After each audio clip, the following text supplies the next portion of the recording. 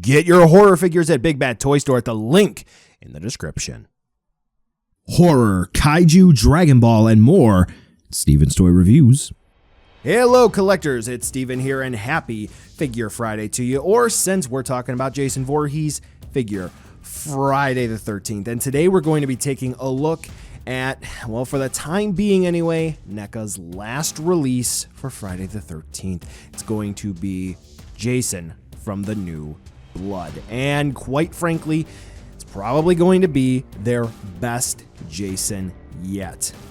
Sculpt, phenomenal. Articulation, accessories, oh yeah, this is a great release. Now, here's a bit of an issue. We all know prices are creeping up, and folks want to know, with subsequent reissues, with stuff getting to market, is this going to be worth the purchase? Because, well, let's be honest, budget is getting tight. So, it's the New Blood. Let's see whether or not he's going to be worth adding into your collection. Spoiler alert, yeah, he is. After taking a look at some stills and just some highlights, counting a few different things online, it does appear that Jason here may be just a little teensy bit too glossy, and some of the reds are maybe not quite screen accurate. However, aside from that, this Jason really does look fantastic. Some of the wounds that he is going to have look nice, infected and pussy. Fantastic. Quite frankly, this Jason is going to scare everyone. Now, yes, in the previous movie, definitely began to look like a zombie. That's sort of where Zombie Jason began, but this is where we really begin to see that transformation with the rotting flesh. We get to see the bones, we get to see the torn up skin, and of course we get Mr. Hodder himself portraying Jason. Quite frankly, the only thing that is suspect is going to be the hands, that I would say. Now, for this particular release, the hands do not depict gloves. Taking a closer look at the movie, in some scenes it kind of looked like Jason had gloves. In others it didn't. Going back way when NECA first tackled this guy, he had gloves. But now he doesn't. So I don't know. I'm not saying it's a bad thing. I'm just pointing it out. Overall, this Jason looks fantastic with or without the mask. And if you want to display him differently, wait till the accessories. Most articulated Jason ever. Yep. Confidently saying that. Let's just talk about him. All right. So, getting him back into a sort of neutral position. Just a couple things to really keep in mind here. All of the clothing pretty much is going to be rubbery. You can feel it. You can definitely see I struggled a little bit here with the knee, just because that is going to, rub a bit when you go to move the knee around. So just be careful there. You're not going to damage anything. But once you do keep that in mind, I think you're going to have a good time with this guy. So what do we have? Well, I'm going to go ahead and take off the mask just so this way, as I'm moving stuff around, I don't force anything and break it, okay? So head is going to plug in on a ball joint, and we can get Jason to look up about that far, down about that far. Now, do you remember Frankenstein? Do you remember one of the really cool features about Frankenstein? Yeah, so the neck does plug into the body on a ball joint as well. You can see the neck moving there. Now, something about it, though, it's rather limited. Not as well articulated as Frankenstein, but it still moves very nicely. So just with the neck, yeah, Jason can move his head around. Shoulders, swivel hinge combo, both of them are very, very tight. And also do keep in mind, yeah, the rubber. I'm going to show you down here when we're done. Okay, so no bicep swivel up there, but we have double hinge elbows, which feature swivels because they plug in on pegs. So that's going to be our range of movement. Now, double hinge definitely is the way to go, especially if you engineer them correctly and make them look good, like here on Jason. Now, why is that? Because you get a forearm swivel as well. Right? And that's going to come in handy because both of Jason's hands are going to plug in on pegs. So we get swivel, and then we get hinge movement forward and back. So when you combine that with a forearm swivel, you get some better movement there that looks a bit more natural when you are moving him around. So that's good.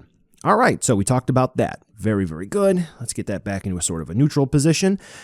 Yeah, that looks good. So Jason is actually going to have a bit of an ab crunch. Just a little bit. That's how far it rocks forward and back. You can twist and turn at this joint, but do keep in mind his clothing is going to be rubbery. So yeah, spin around. Very cool. But in terms of rocking, that's about it. He is going to have a ball joint waist, and he can spin.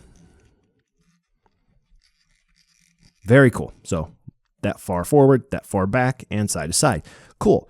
Hips. NECA's been rocking ball joint hips lately, so he can kick that far forward and that far back and splits out to the side like that. Now those ball joints are going to plug into the thighs on a swivel. Very good. Single hinge knees, that far, which also have a swivel as well.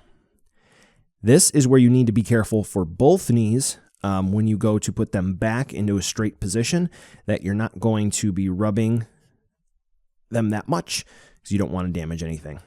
Ankles, we're going to have hinges that plug into the feet on pegs, so we have ankle rocker movement. Jason is fantastic when it comes to articulation. You're going to be able to put him in any pose that you want. Unfortunately, he does have a little bit of an issue standing, but that's par for the course for NECA, right? All right, okay. Now, one of the other things, par for the course.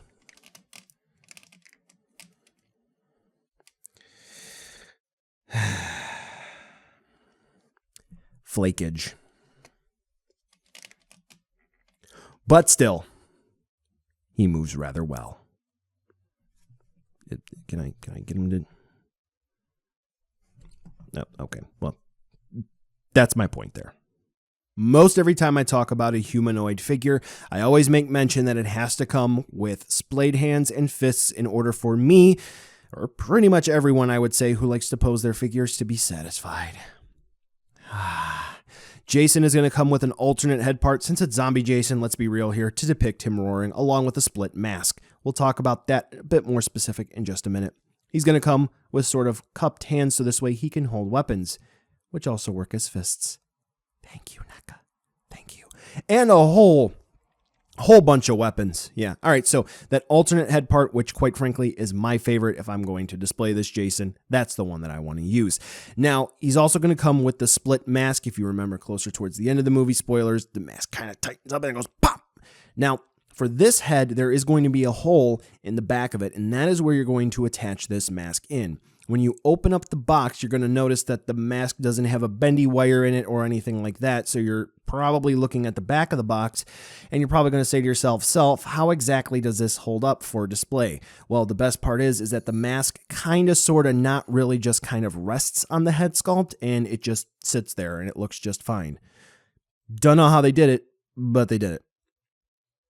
All right, let's go ahead and talk about the weapons. And according to the list on the back of the box, so this way we don't split hairs with names, we get a brush cutter, wood cutter, sickle, knife, tent stake, machete, and axe. Whew, we get a lot of stuff here, which is very, very cool. Now, Jason is going to be using all of these in the movie. And something that I did not make mention of, which you've kind of seen throughout, I haven't really brought super duper attention to it. The chain around his neck is going to be removable. You can just pop the head off and you can pull the chain off if that's something you want to do. But I mean, hey, that's going to be up to you.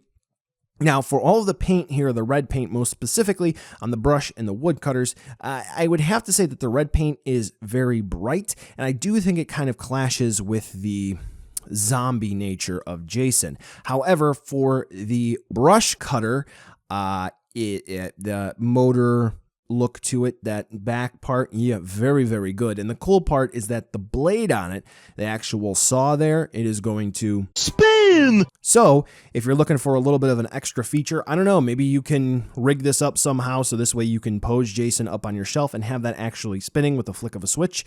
Customizers can do a whole bunch of fun stuff. So hey, There you go. The paint apps for everything look very nice. And of course, I'm just talking here so this way we can get some action shots up on the screen. But I think at this point we can move on over to a 360 spin view.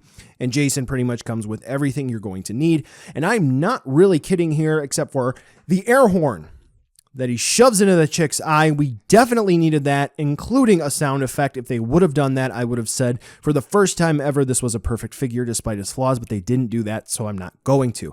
But in all seriousness, Jason does come with some pretty sweet accessories. I would say a support stand would be great just because NECA figures just have a history of falling over. This one too, even in dynamic poses with accessories. And I will say I have seen some folks break the tent stake. Be careful. Now, if you do need support stands or you want effect parts, you know I do have videos to help you out, and I do recommend checking those videos out. Now we'll go ahead and move on over to a size comparison where you can see that Jason, initially I thought he was going to be a little smaller than some of the other Jasons released, but the New Blood here version, he is actually going to be about the same size as some of your other 7-inch scale horror figures, so he'll blend in just nicely. Buy now, skip, or wait for a deal. Yeah, good. I mean, I can pretty much end it right here. That's pretty much all I got to say. It looks very good. Your mileage may vary whether or not you prefer one sort of paint style over another. I think he looks fine. I was just mentioning some qualms that I had, that maybe he looked a little too glossy or the red wasn't quite perfect. That's just my own preference. The articulation is fantastic, and I do think that aside from maybe some engineering improvements 5, 6, 7 years from now, Jason's fine. The accessories, mwah, they're great. Okay, that's it. That's the review. $35. Go ahead, buy it. Bye. Well, collectors, that brings us to the end of the video today, and I just wanted to take a second to thank you so much for watching. Now, you've heard a lot from me. I'd like to hear a little bit from you. Drop in the comments down below whether or not you liked it, you hated it, or maybe you were somewhere in between. I also want to take an extra second here for a nice, humongous thank you to all the patrons for SDR over the last month who have really helped the channel grow into what it can be today. So to all of you, 2 big thumbs up. Thank you very much. And now the end card should be popping up, which will give you a few clickable links, like maybe to subscribe or head on over to my Patreon, or some short URLs like to my social media or to my Teespring store. There's also a video I hand selected for you, so if you want to watch another STR video, I hand selected some good content for you to watch, so definitely check out that video. Thank you again so much for watching, and I'll catch ya in the next video.